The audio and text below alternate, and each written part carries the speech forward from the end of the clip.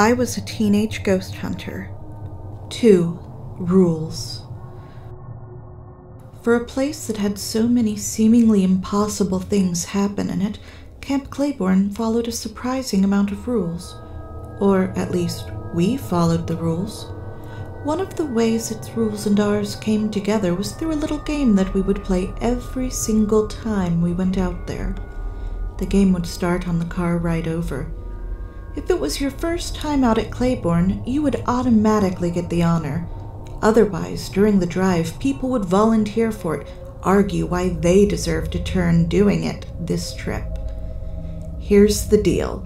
You'd be given a specific line to say and given some kind of signal, a phrase, a nod, a gesture, as to when you'd say it. And you'd be told something else very important. You'd be told to listen very carefully to the night. So, after you left the initiation building, the car would drive to the end of that road and make a left onto an even rougher road. Eventually, that road would end in a barricade, forcing the car to make a right. From that next road, you'd make another left, but onto a road that barely deserves to be called that. Driving onto it was always a little risky, as there was a metal cattle guard-like patch at the front of it, and from under it large potholes were always forming. And the road itself was so narrow that tree branches would easily brush both side mirrors, windows too if the driver steered slightly off course. You'd drive down this oversized sidewalk and there would be nothing, and I mean nothing, but dense Louisiana forest. Finally, somewhere in the middle of the road's length, the driver would pull off to the left of the road. To the left, there was once another road, but by the time of your visit, there were only a couple of yards deep left of the road before barricades of old mattresses and other large dumped items completely blocked any passage.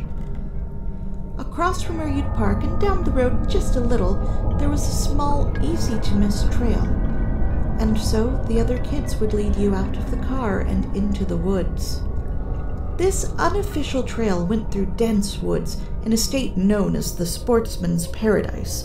There were all kinds of threats in Louisiana wilds, from bears to coyotes to the venomous water snakes and alligators that loved the marshy, damp woodlands. There were even the mosquitoes. For perspective, when I eventually left the South for New England, the first time I saw a Massachusetts mosquito, I couldn't even identify what kind of bug it was because it was so small.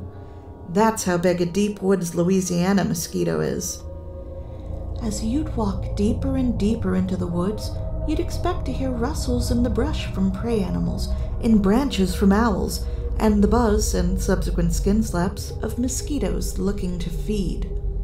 You'd expect to hear it because it was only natural, and because during that car ride, when the honor had been bestowed on you, you'd be warned to listen so closely for it. Deeper and deeper into the woods you'd go, but the only thing you'd hear would be your group's own footsteps. But there's an explanation. Perhaps the wildlife has all gone still because of the human invaders? That's why you were given the phrase. Once you were deep enough in the woods to the standards of the night's unofficial leader, you'd be given your signal. And you would say, "Hey, isn't it strange how there aren't any bird or bug noises or anything?" Everyone would pause perfectly still for 10, 20, maybe 30 seconds or so. At the end of those seconds, all at once, sound would start up from all around you. Birds, bugs, slight movement in bushes, all of the noises you'd expect to hear deep in the Louisiana woods, summoned on cue. And this silence to sudden noise transition was so reliable that we'd always use it as an introduction for Claiborne newbies so that they could see right away that we were telling the truth when we warned them that there was something not right about those woods. It was a reliable enough game that we could play it every single time, even when the carload of kids had all experienced it time and time again. The rules still applied. Outside of the camp, we would joke. One of these days I'm going to say, "Hey, isn't it strange that there aren't any cheeseburgers around here?" Ha! Only if you want the camp to give you evil burgers. Aside from our rule that the Claiborne Virgin automatically gets to be the one to say the magical phrase, there was another Claiborne rule about first-timers. This was on the camp, not on us. If it was someone's first trip out to Claiborne, you had a certain degree of protection. Nothing too scary would happen, nothing too dangerous. We thought of it as Claiborne wanting return visitors. As an aside, this wanting was supported by a phenomenon I experienced across multiple cliques that would visit the camp. You'd be minding your own business, playing video games, or hanging out somewhere, when suddenly you'd get the urge to visit the camp.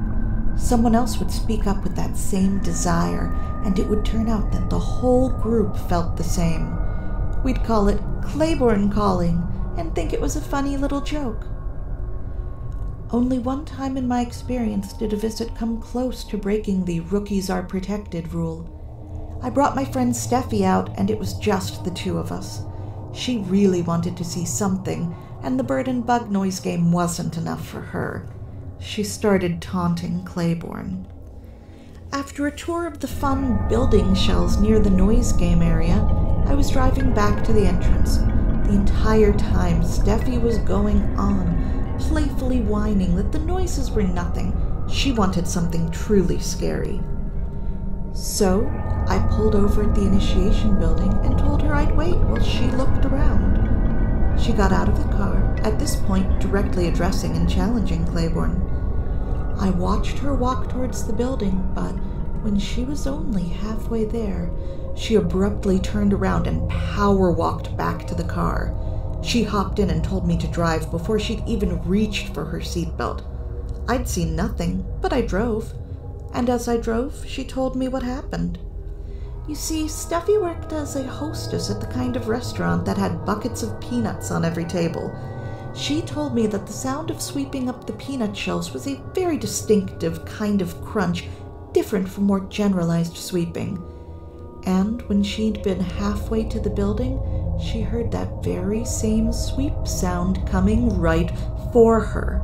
She'd seen nothing that could be making any noise, let alone one that was so very familiar and personal to her. She went from wanting to poke everything in Claiborne with a stick to see what happened, to being ready to leave that very moment. She'd later return with me to Claiborne, but she never challenged the camp to scare her again.